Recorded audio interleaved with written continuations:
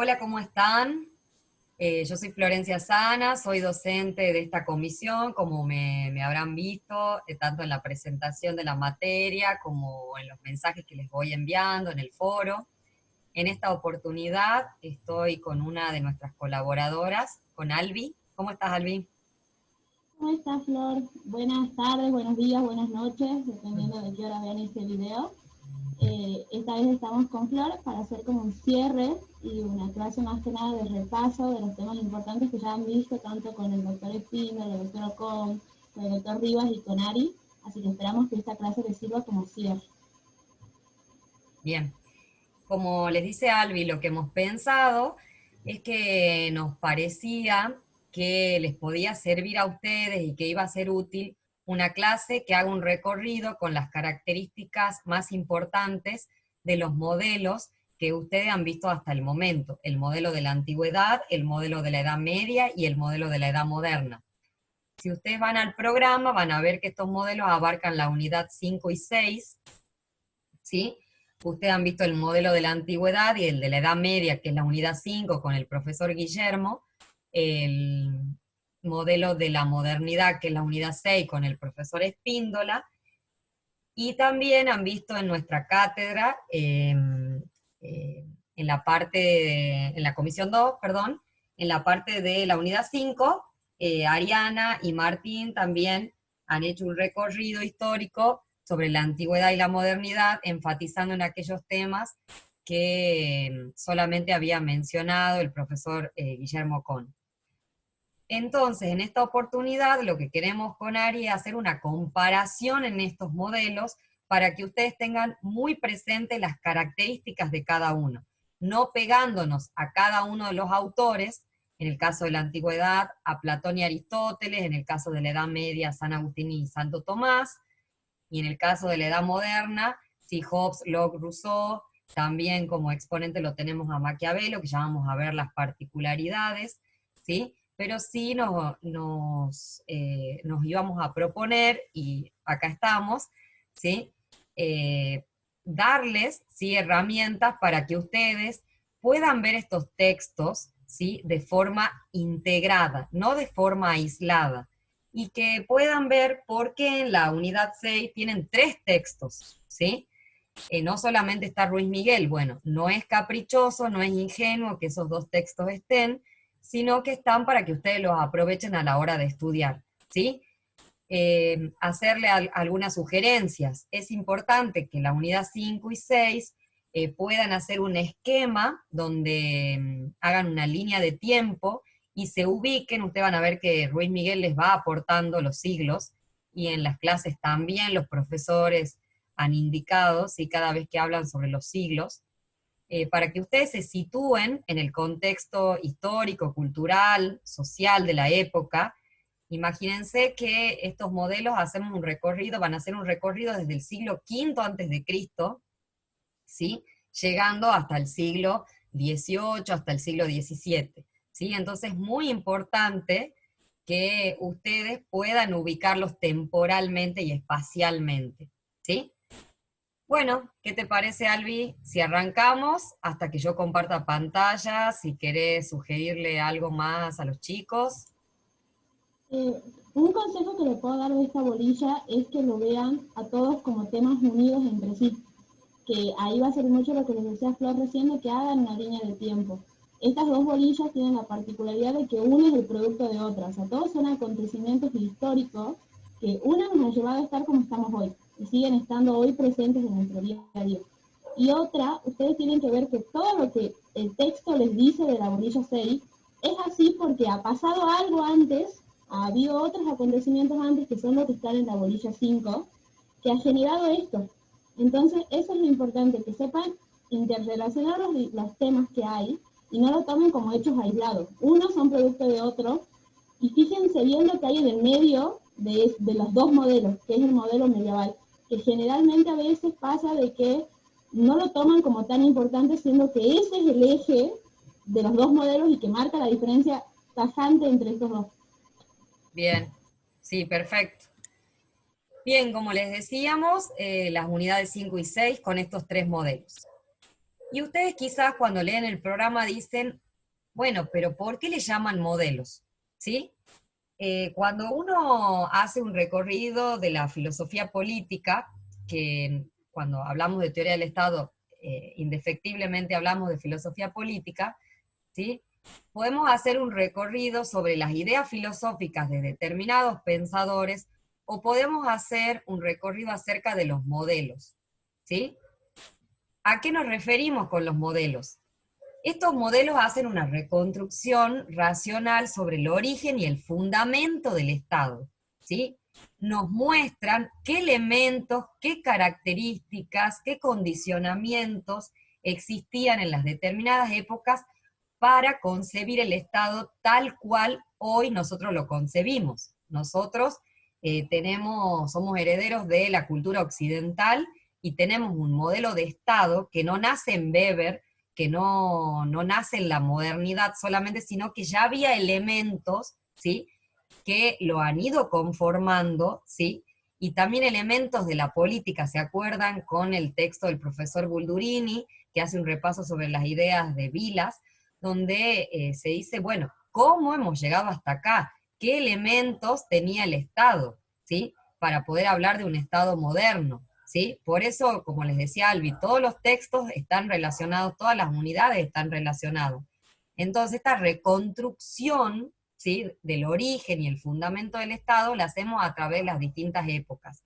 ¿Cómo hemos llegado a este Estado moderno? Y cuando ustedes veían la unidad 2, con el profesor Buldurini, veíamos cómo nace la política, para qué, cómo podemos vivir en sociedad, y eso ha sido preguntas que se han hecho en la antigüedad, en la antigua Grecia, en la Edad Media, cómo podemos vivir en sociedad sin perder libertad, va a decir Rousseau, cómo podemos vivir en sociedad saliendo de ese sector naturaleza, nos va a decir Hobbes, a través de la seguridad, de ese gran Leviatán, bueno, se van a ir ensayando distintas respuestas. Y vamos a ver la particularidad que, como les decía Albi, si ustedes comprenden el modelo de la Edad Media, es fácil, ¿sí?, comenzar a ver las diferencias con el modelo de la modernidad y de la antigüedad, ¿sí? Porque siempre que hablamos de la modernidad va a ser lo más parecido a lo que hoy nosotros concebimos como Estado.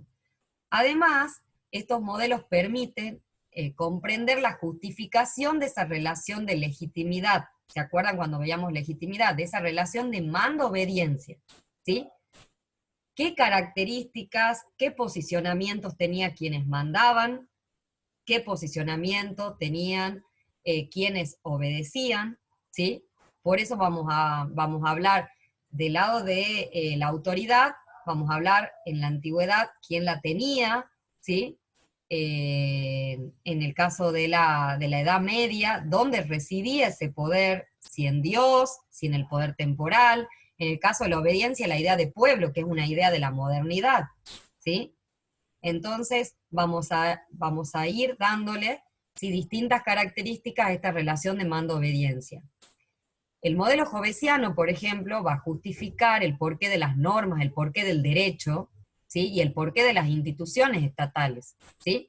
Por eso es importante, ¿sí?, ver qué características tienen los distintos autores de la antigüedad, de la Edad Media y la Edad Moderna para construir un modelo, algo que me sirva para hacer una reconstrucción del origen y el fundamento de la autoridad, el fundamento del Estado. ¿Por qué tenemos un Estado y no otro tipo de sociedad? ¿Sí? ¿Por qué tenemos este tipo de relación en donde hay una diferenciación en quienes mandan y quienes obedecen? ¿Sí? Entonces, todo esto es importante que después de leer estas unidades se lo pregunten y se lo puedan responder, ¿sí? Bien, acá tenemos el famoso esquema del modelo aristotélico y el modelo jovesiano. Esto está en el texto de Ruiz Miguel, de la unidad 6, ¿sí? Simplemente aquí, con Albi, le presentamos como un esquema, pero todas estas características están. Es importante que ustedes, ¿sí?, a la hora de comprender estos conceptos, no solamente mencionen este cuadrito. Albi está acá de testigo todos los años. Dicen, bueno, uno tiene un método histórico-sociológico, el aristotélico, el jovesiano tiene un método racionalista. Sí, pero que esas palabras ustedes las puedan dotar de contenido. Y para eso se necesita la lectura de los textos, ¿sí? Si bien no vamos a desarrollar cada uno, ¿sí? La idea es que ustedes vean que estas son las características más relevantes. Quizás en la lectura ustedes identifican otras características, pero estas son las más relevantes. Es importante que ustedes sepan por qué un modelo es histórico-sociológico, por qué el otro es racionalista, ¿sí? Eso sí le explicó el profesor Espíndola, ¿sí? El punto de partida, uno nace de la familia, el otro del individuo, el principio de legitimidad. El principio de legitimidad es por qué obedezco, ¿sí? O dónde está el fundamento de ese poder, ¿sí? De esa relación de mando-obediencia. ¿Qué la justifica esa relación? ¿Sí? En uno la fuerza natural de las cosas, por eso paso de la familia, a la aldea, a la ciudad, hasta llegar a la polis. El principio de legitimidad en el modelo moderno, el consenso, ¿sí? Es importante. Supero ese estado de naturaleza y paso a la sociedad civil a través de un contrato, a través del consenso, por el consenso, ¿sí? De cada uno de los individuos, ¿sí? No me voy a detener en cada uno porque ustedes ya lo han visto con los otros docentes, pero sí para que tengan en claro sí, estas características. Le dejamos este esquema. Y llegamos así a las características del modelo medieval, ¿sí? Que recién mencionábamos cómo le va a servir para contraponerlo a los otros modelos, ¿sí? Hay una cierta continuidad desde la edad antigua a la edad media, ¿sí? El modelo aristotélico va a ser el que va a primar, pero con la adaptación que le va a hacer Santo Tomás, ¿sí? Ya la novedad, la innovación, va a llegar en la edad moderna, a partir del siglo XVI, ¿sí? Que ya es la inmunidad 6. Bien, una cosmovisión teocéntrica, eso lo han visto también con el profesor Rivas, ¿sí? Dios en el centro de la escena, la teologización de la política y de la filosofía. Y aquí les advierto que inmediatamente esto nos lleva al texto de Maquiavelo. Cuando ustedes quieran profundizar sobre esto, van a ver cómo Maquiavelo va a ser el encargado, ¿sí? De sacarle esos elementos teológicos a la política y pensarla la política y explicarla a través de elementos de la misma política, no explicar la política a través de condimentos religiosos, de condimentos teológicos. Van a ver que la filosofía medieval va a girar en torno de la fe y la razón, ¿sí? Estas ideas que van a tratar de conciliar la escolástica, la patrística, así como podemos conciliar la fe y la razón. El pensamiento clásico, como les decía recién, va a estar adaptado. En el caso de San Agustín, va a traer todas las ideas platónicas, pero ya desde el cristianismo, y lo mismo va a pasar con Santo Tomás, va a traer todas las ideas de Aristóteles, pero le va a hacer algunas variaciones, ¿sí? La descentralización o fragmentación del poder, creo que el profesor Espíndola, si no me equivoco, le llama un poder poliárquico, ¿sí? Hay muchos centros de poder y esto se explica, ¿sí? Acá vemos la importancia del contexto histórico, porque prima el feudalismo, esa forma de organización cultural, social, económica del feudalismo, ¿sí?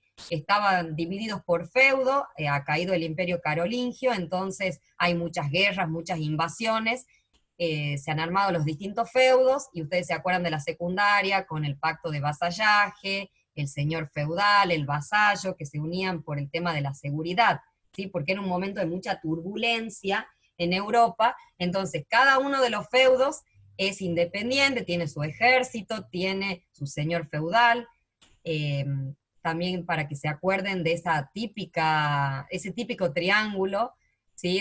Que representa los distintos estamentos del feudalismo. Ya vamos a volver a esta idea, ¿sí? El poder no está concentrado. Después se va a concentrar en las monarquías hacia el final, ¿sí? De la Edad Media.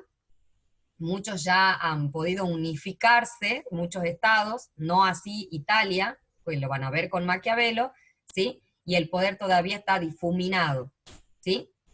Que eso es muy diferente a la edad moderna, cuando ya tenemos otro sistema que no es el feudal y el poder está concentrado, ¿sí?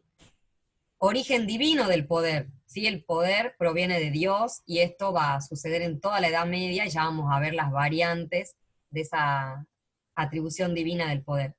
El poder de la iglesia, esto lo han visto con Ari, como el Papa, a pesar que hay una fragmentación y una descentralización del poder, el Papa sí se va a mantener como un factor de hegemonía y centralidad del poder.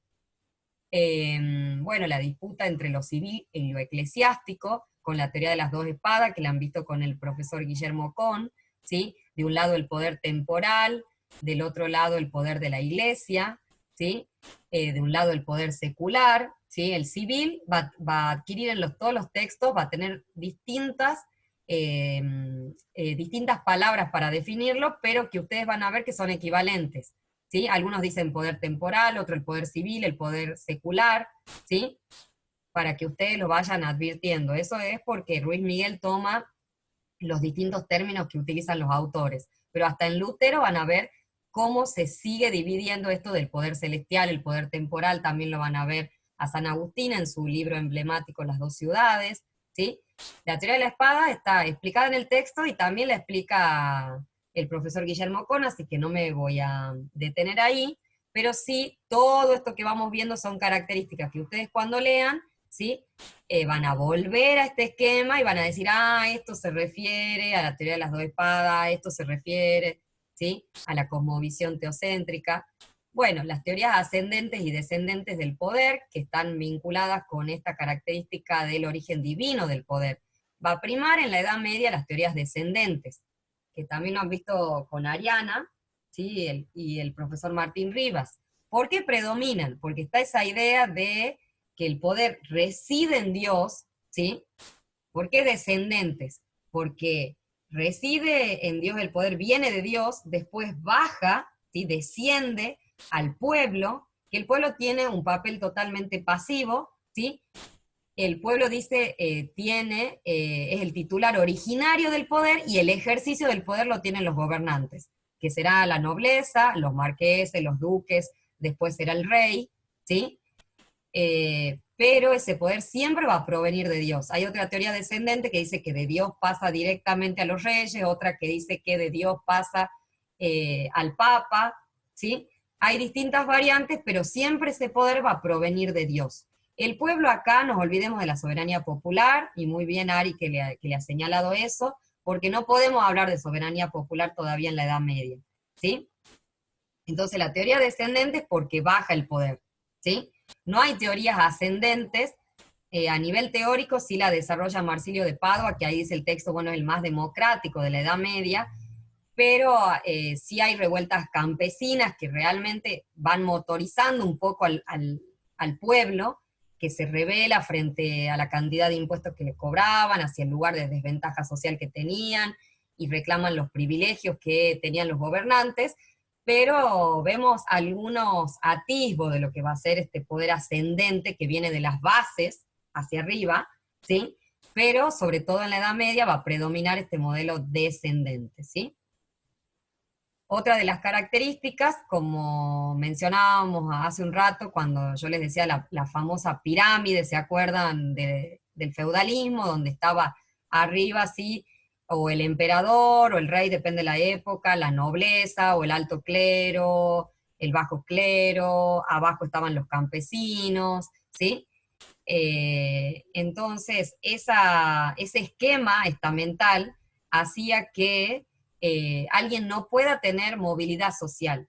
Si yo nacía campesino, moría campesino. Algunos van a decir, algunos pensadores, el origen es destino, ¿sí? O sea, no había una posibilidad que ese campesino pueda ascender y llegar a ser noble. Eso era imposible, ¿sí? Por eso era un sistema estamental de muchos privilegios y jerarquías, ¿sí? El pueblo va a tener un rol pasivo o meramente inexistente, ¿sí? Ahí les va a decir Ruiz Miguel, el pueblo es titular originario del poder, ¿sí? Y a la vez destinatario del bien común. Ya vamos a volver a esta idea cuando veamos esta característica que introduce Santo Tomás del bien común. El pueblo se va a limitar a consentir y a obedecer. Tiene una función de consentimiento tácito. Pensemos que no hay elecciones, no está la posibilidad de que el pueblo elija a sus gobernantes, ¿sí? Las leyes son para el pueblo, pero sin la participación del pueblo, ¿sí? Ya vamos a ver también cómo en Hobbes el pueblo también tiene un rol pasivo, ¿sí? Y en Rousseau no, ¿sí? Rousseau va a decir, la libertad, ¿sí? Cuesta la libertad, cuesta alcanzarla, entonces en esa voluntad general que él crea, el pueblo tiene que arremangarse para conseguir esa libertad, ¿sí? Por eso le da un poder central y por eso Rousseau desconfía de las instituciones, ¿sí? Hay dos elementos del poder político, creo que acá va a estar lo nodal, lo más importante del texto, ¿sí? Para teoría del Estado, para esta materia, ¿sí? En la Edad Media, cuando ustedes vean el modelo de la Edad Media. Hay dos elementos del poder político muy importantes, la sociabilidad natural del hombre, ¿sí? Que tiende a ser social, eso también lo han visto con Martín Rivas. Miren si esta cuarentena no nos ha demostrado que tenemos un instinto de sociabilidad, estamos enloquecidos sin podernos vincular con los demás. Y la atribución divina del poder originario al pueblo, ¿sí? El pueblo, como habíamos dicho, como titular de ese poder, pero tiene un rol, como decíamos, pasivo e inexistente. En estas páginas van a encontrar lo más importante del tema de la legitimidad política, de cómo se justificaba el poder, ¿sí? Y eso no se puede explicar si no vemos antes por qué el hombre es un ser social, porque si no, no tiene sentido seguir avanzando en la unidad si no comprendemos ese tema de la sociabilidad del hombre, y creo que en Ruiz Miguel está bastante claro, explicado, y les habla de que esta idea viene de Aristóteles, y qué condimentos nuevos le atribuye Santo Tomás, y en esta parte de atribución divina del poder originario, acá el autor, Ruiz Miguel, también le va a explicar las teorías ascendentes y descendentes, no se enreden demasiado porque hay distintas tendencias, pero sí es importante que puedan advertir cómo va a predominar la teoría descendente en toda la Edad Media. Y yo les decía recién, cuando analizábamos el bien común, cómo ya íbamos a volver a esta idea.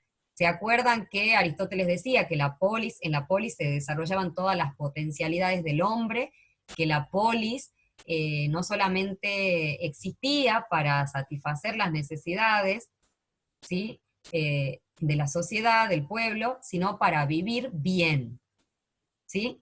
Esta idea del vivir bien aristotélico se transforma en el bien común de Santo Tomás. ¿Se acuerdan que decíamos que el pueblo tiene la titularidad del poder originario, pero a la vez es destinatario del bien común, y ese bien común va a ser superior, ¿sí? Al bien individual. Pensemos que es una idea que hay que entender de la Edad Media, que es muy diferente a la idea de la modernidad y la que nosotros hoy nos atraviesa culturalmente. Si esta idea de individuo, de individualidad, eso no existía para un hombre antiguo o para un hombre medieval. El todo es superior a las partes, ¿sí? No existe esta idea de individuo. La relación de la comunidad con el individuo es absorbente, es escasamente liberal, ¿sí? No tiene esta herencia liberal que nosotros hoy tenemos, que es donde está dividido, ¿sí? Lo social de lo político, ¿sí? Pensemos en el griego, cómo se levantaba y se iba a la asamblea, o sea, no concebía hablar de temas personales, estaba atravesado por lo público, por lo que era de todos. Y el campesino no se ve como una persona con identidad, sino que está muy referenciada con su estamento, con su grupo. Por eso el todo es superior a las partes. Y eso lo van a ver en esa frase que hay de Santo Tomás, ¿sí? En el texto de Ruiz Miguel, cuando les dice que ese bien común siempre va a ser superior al bien propio. A ver si la puedo encontrar, acá está. Dice, o el bien propio no puede existir sin el bien común, sea de la familia, sea de la ciudad o del reino, ¿sí? Entonces, no puede existir el bien propio como superior del bien común. ¿Sí? Eso está en la página 145. Sí, es importante que ustedes cada vez que vean una cita, ¿sí? No la evadan, no pasen al siguiente párrafo, sino que las citas de los autores son importantes porque Ruiz Miguel lo que les quiere demostrar, miren lo que ha pensado en sus libros, va a la fuente directa de Santo Tomás, de San Agustín, y sí sirve. También está bueno que vean la parte de si una ley justa se puede o no cumplir, que si bien esto lo han visto con Ari, también es importante porque aparece esta idea de legitimidad, ¿sí? Vinculada a la idea de bien común de Santo Tomás, porque él se plantea, bueno, una ley injusta no sería una ley, piensen que en la Edad Media está muy involucrado esto del derecho natural, está, perdón, muy vinculado esto del derecho natural, ¿sí? Y las leyes, ¿sí? Y el derecho positivo. Entonces, él concibe que una ley injusta, ¿sí? Está en contra del derecho natural y que no tiene la característica de una ley. Pero sí toma en cuenta que como viene de una autoridad que está constituida, todavía conserva un rasgo de ley, entonces sí hay que cumplirla, ¿sí? Es importante que vean esto, y además él dice, si una ley es injusta, no responde al bien común, ¿sí? Y vean cómo ese juego de la ley injusta, el bien común, me parece que está muy bien explicado en Ruiz Miguel para que lo vean, ¿sí? Entonces, esto del todo superior a las partes es algo fundamental para entender la estructura de pensamiento político de la Edad Media. Hay una supremacía, como les decía, entre el derecho natural y el derecho positivo. Tiene tanta fuerza la costumbre que inclusive puede derogarla la ley, ¿sí? Y esto va a ir cambiando a medida que nos acerquemos a la Baja Edad Media, ¿sí? Pero va a estar casi toda la Edad Media primando, ¿sí? El derecho natural, la costumbre sobre la ley positiva. Si tienen tiempo, pueden ver el mito de Antígona, cómo ahí se identifica esta tensión que hay entre el derecho natural y el derecho positivo. Seguimos con las características generales del modelo medieval, falta de unificación del ordenamiento jurídico. Sí, eso es un dato nada más que le señala Ruiz Miguel, pero sí es importante que después vean esto para que más adelante podamos advertir cómo los estados después han decidido ir hacia la centralización del derecho y la codificación, ¿sí? Las divisiones van a estar presentes entre lo cristiano, lo pagano, lo clerical, lo secular, el poder divino, el poder temporal, ¿sí? A lo largo de toda la Edad Media. Todavía el pueblo, como yo les decía, y el término Estado no tienen el significado que hoy nosotros le damos. Cuando vean Estado, ¿sí? Vayan directamente a relacionarlo con el texto de Maquiavelo, ¿sí? Que les explica cómo aparece en su libro El Príncipe por primera vez el término Estado tal cual como nosotros hoy lo concebimos. Por eso Maquiavelo va a ser el último de los medievales, el primero de los modernos, un pensador bisagra, que a pesar de estar en el siglo XV, ya vamos a tener condimentos propios de la edad moderna, propio de un hombre renacentista en Maquiavelo, ¿sí? Además, con él nace la ciencia política, porque como les decía antes, explica la política con condimentos o elementos políticos, no ya religiosos.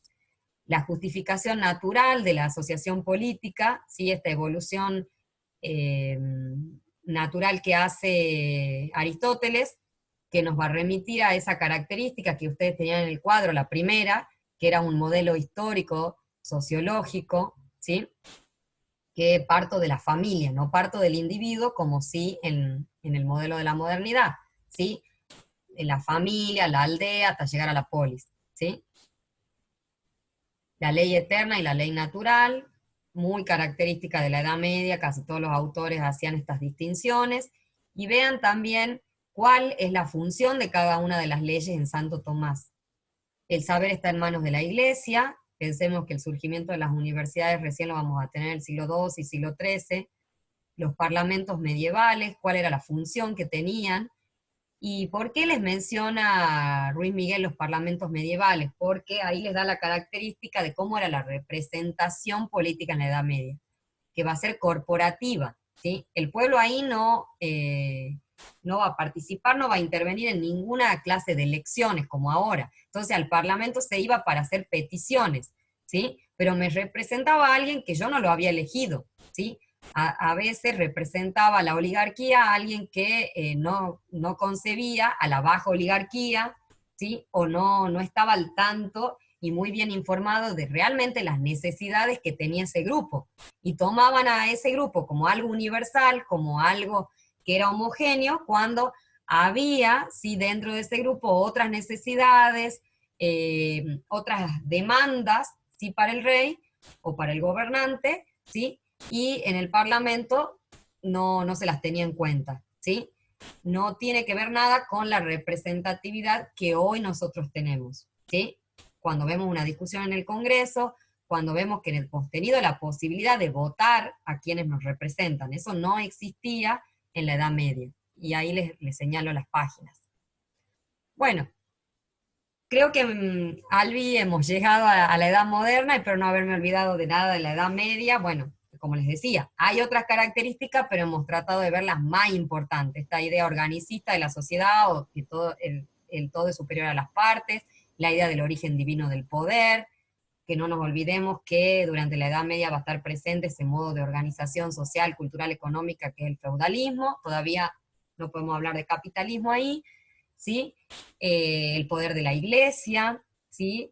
La idea del bien común de Santo Tomás, y cómo la explicación política de los acontecimientos está llena de elementos religiosos, ¿sí?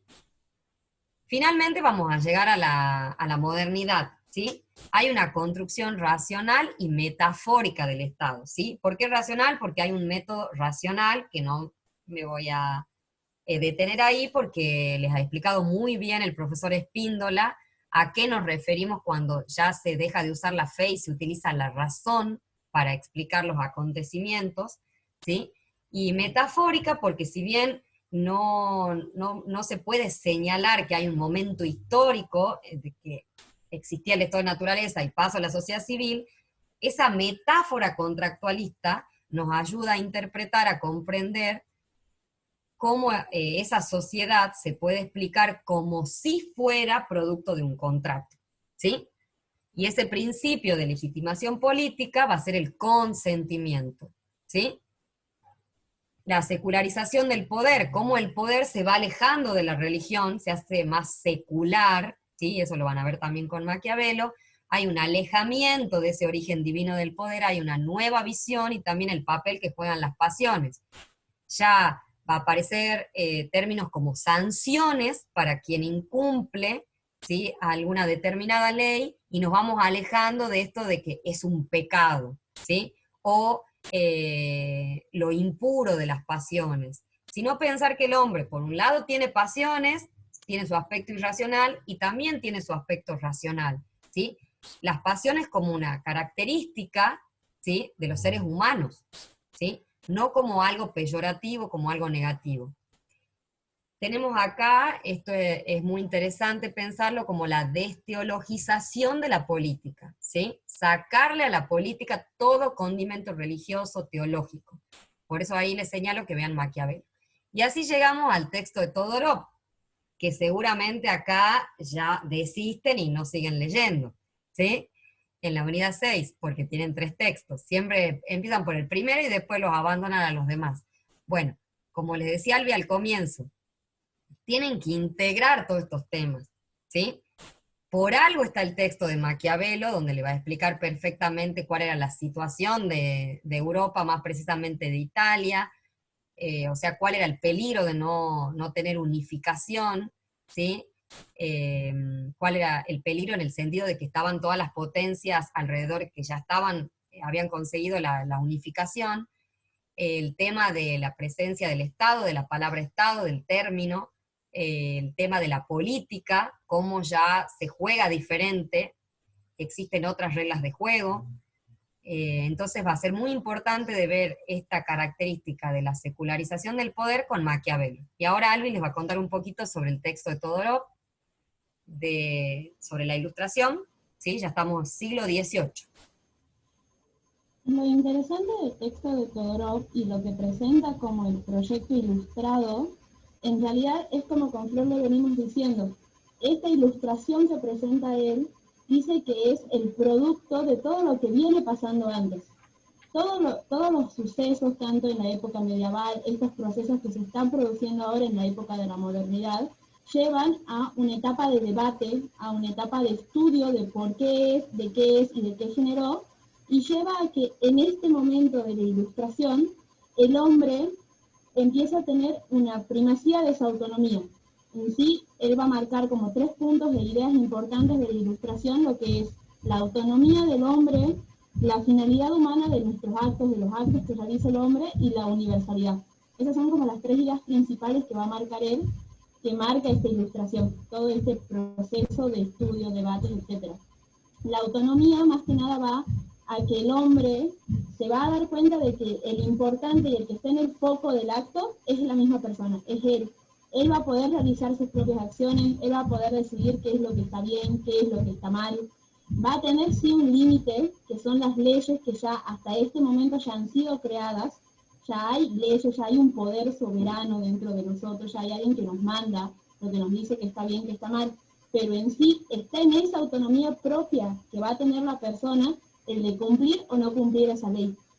También va a marcar que en esta ilustración van a empezar a aparecer conceptos importantes como son la soberanía, se empieza a aparecer esta soberanía popular, ya está la soberanía popular, que el pueblo es el que tiene el poder y es el que le da al soberano. Va a aparecer también este quiebre de que la iglesia tiene que estar por un lado, el Estado tiene que estar por otro, aparece un concepto de laicidad.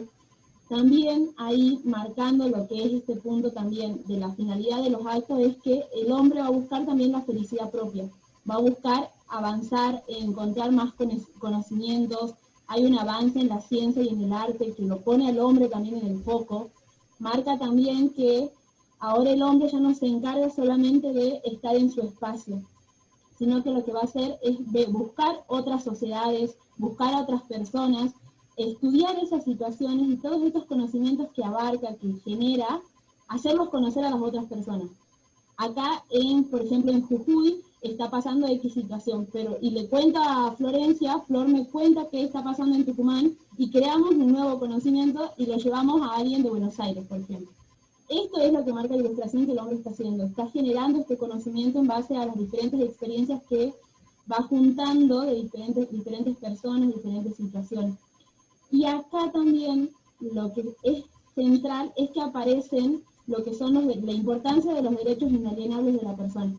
Aparecen que hay derechos que no pueden ser violados por nadie, aparecen derechos que tienen que estar protegidos por la persona que nos gobierna y que ninguna otra persona puede pasar por encima de ellos. Derecho a la vida, derecho a que no nos torturen, a la integridad física, a la salud. Son derechos que ya estaban antes, porque los van a ver que aparecían en los modelos, en los diferentes modelos, que la iglesia también los pregonaba, y que acá toman la importancia como lo que son derechos inalienables de la persona.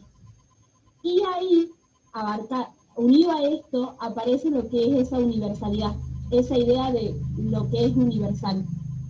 Aparece la idea de que estos derechos los tenemos que tener todos, que todo hombre, porque lo marcan en sí como todo hombre somos iguales, todos hombres tenemos los mismos derechos, y ahí marca el quiebre también, que ya lo van a ver más adelante en las orillas de la segunda parte sobre género y eurocentrismo, que se marca en realidad esta falsa universalidad, porque sí se decía, todos somos iguales, todos tenemos que estudiar, todos tenemos derecho al trabajo, todos tenemos derecho a una educación, pero ¿qué pasaba? En el momento de ir a la práctica, ir a ver qué era lo que pasaba en realidad en esa sociedad, nos dábamos cuenta de que en realidad era una parte la que representaba ese todo. En realidad, en ese momento, la persona que estudiaba, la persona que trabajaba, la persona que contaba con también más derechos, era el hombre. La mujer en ese momento no podía estudiar, no podía independizarse sin el permiso del padre, el hermano, el marido. Entonces ahí marca más que nada este quiebre que hay con esta falsa universalidad, que el texto en sí les da pie para que después ustedes lo relacionen ya con cosas que han visto en contenidos transversales, que ya han tenido una base ahí, y con los textos que vamos a ver más adelante en toda la parte del género, eurocentrismo.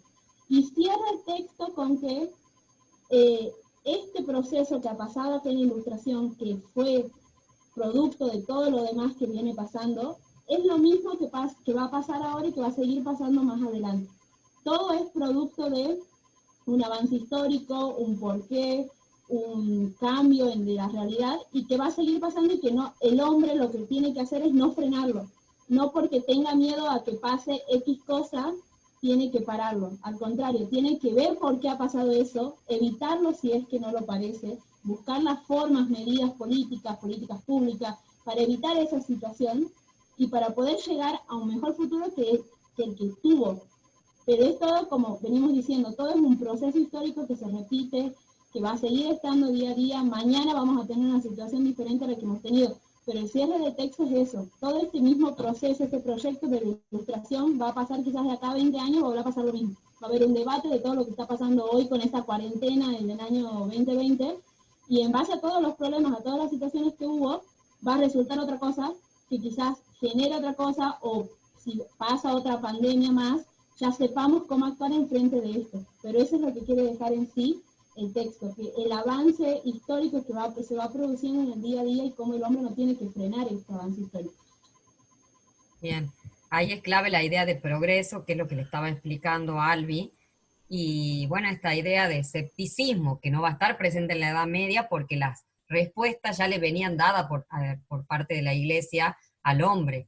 Nunca el hombre en la Edad Media se iba a hacer preguntas, estaban todas respondidas. La búsqueda de la felicidad, no había tanta importancia en lo que sucedía en la tierra, ¿sí? En tu paso por la vida, sino que siempre se buscaba la vida eterna, había un bien que trascendía, ¿sí?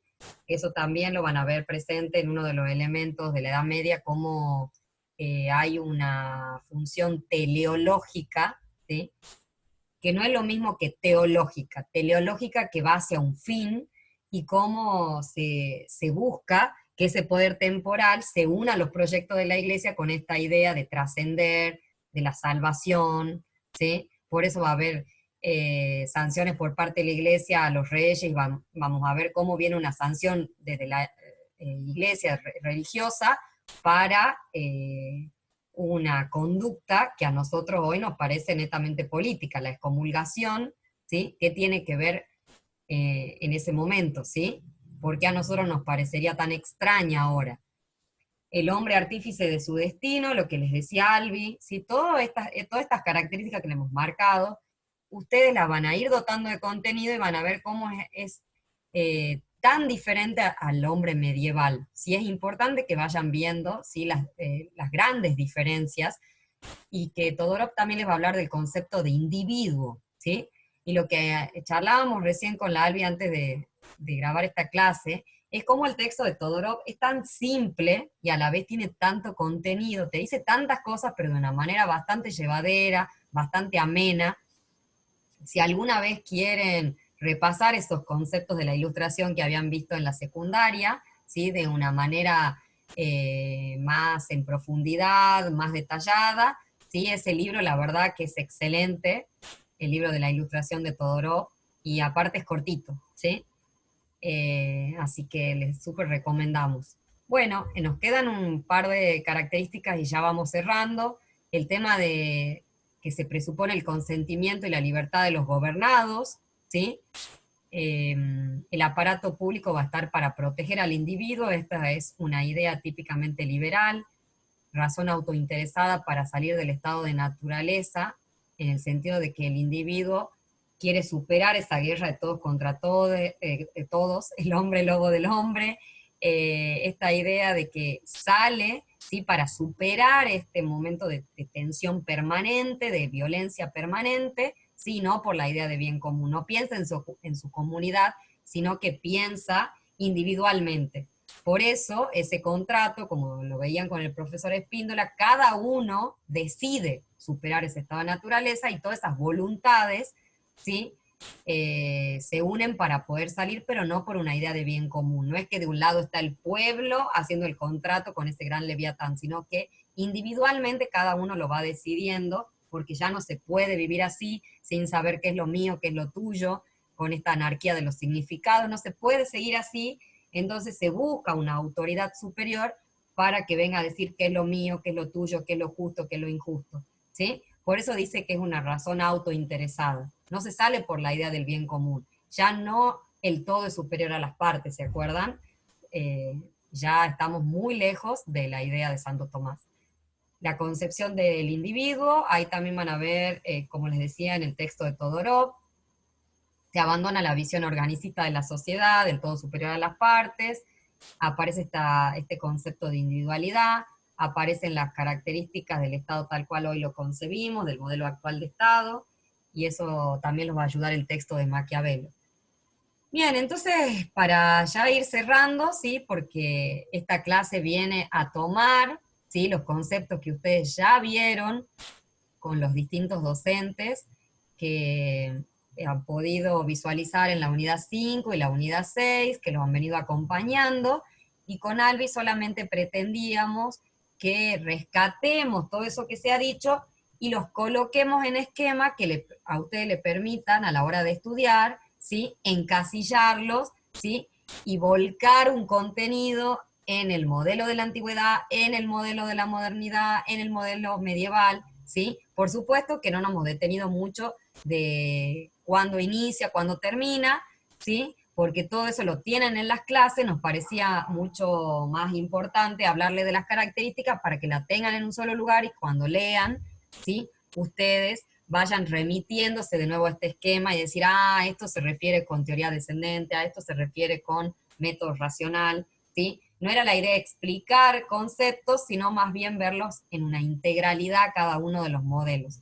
Espero que les haya servido, vean todos los textos, porque como les decía Albi, ¿sí? Lo que no puedan entender en Ruiz Miguel lo van a poder entender en Maquiavelo o lo van a poder entender en Todorov, ¿sí? Realmente les va a servir. Por ejemplo, no hemos hablado nada del texto de Da Silveira, pero les puede aportar algunas ideas cuando habla de Sócrates, del modelo de la antigüedad, les puede aportar saber quién era Santo Tomás, desde qué lugar escribía, ¿sí? Pensemos que en la Edad Media no están hablando los teólogos, no los filósofos, pensadores laicos como Hobbes, Locke, Rousseau. Nos están hablando de dentro de la iglesia, ¿sí? Sacerdotes nos están hablando. Y como en la Edad Moderna, eso es inconcebible. Maquiavelo es un hombre que viene de la política también, ¿sí? No está dentro de la iglesia, y es alguien que no solamente escribió sobre política, sino que la vivió, ejerció cargos públicos, ¿sí?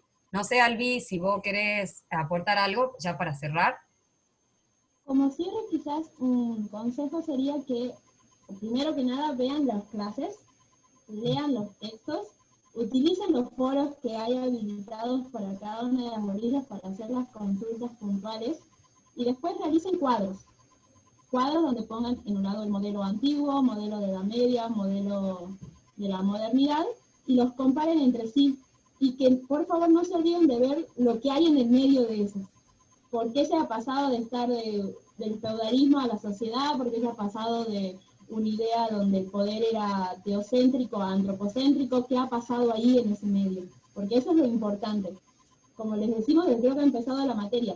Esta materia se basa en que estamos viviendo lo que ha pasado antes. Nosotros tenemos hoy un Estado democrático porque en algún momento de la historia ha surgido el Estado democrático y ha tenido sus variaciones, sus diferentes tipos, y hemos llegado a estar en el Estado que estamos hoy.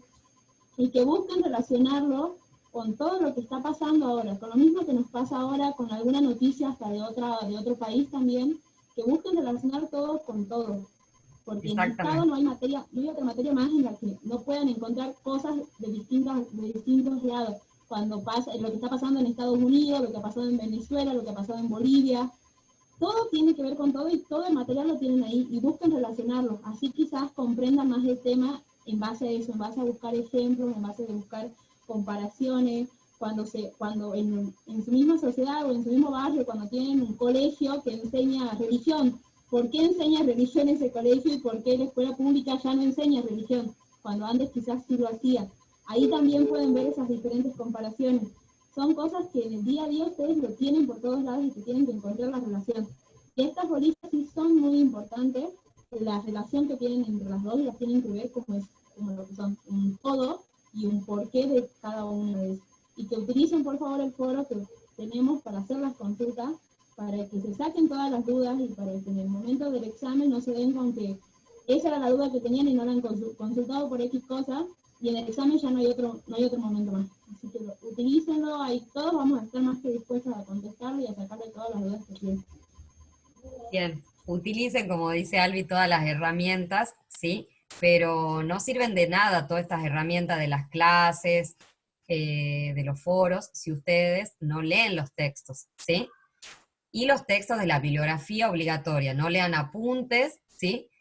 Ustedes vayan haciendo sus propios resúmenes o sus propios esquemas, ¿sí? Y aprovechen el cursado, ¿sí? Que si bien no es presencial, pero en este cursado virtual estamos haciendo todo el esfuerzo para darles cada vez más herramientas, guías de lectura también, ¿sí? Que hemos estado elaborando. Así que bueno, espero que les haya servido y nos seguimos viendo en el aula.